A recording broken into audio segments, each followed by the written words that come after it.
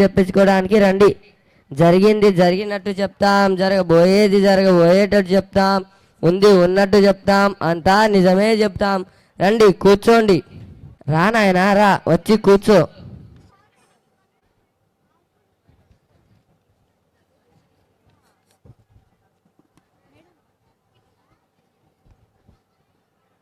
చెప్పండి బాబు, చెప్పండి. మీ చిలక జోస్యం అంతా నిజమేనా? చాలామంది సినిమా వాళ్ళు, రాజకీయ నాయకులు కూడా నా దగ్గరకు వచ్చి జోస్యం చెప్పించుకుంటారు. డబ్బులు ఎంత అడుగుతావు? డబ్బులు ఏముంది నాయన, రండి ముందు మీ జాతకం చూపించుకోండి, తర్వాత మీరు ఎంత ఇవ్వాలనుకుంటే అంత ఇవ్వండి.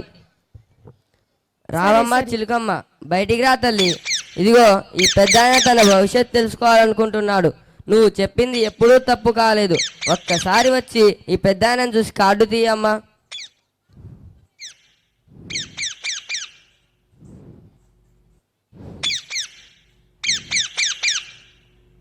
చిలకమ్మ వచ్చి కార్డు తీసిందయ్యా, నీ చేతులతో నువ్వే ఇవ్వు.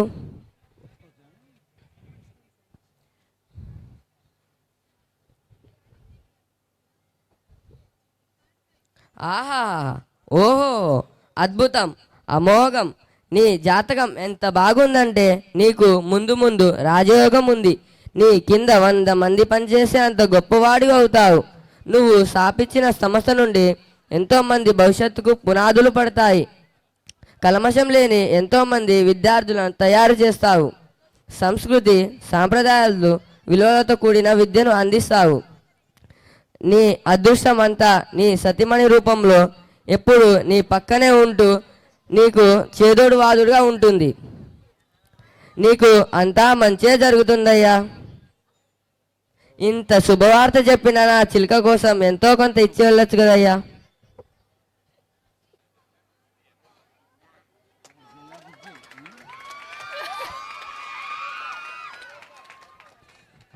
Thank you, all of you.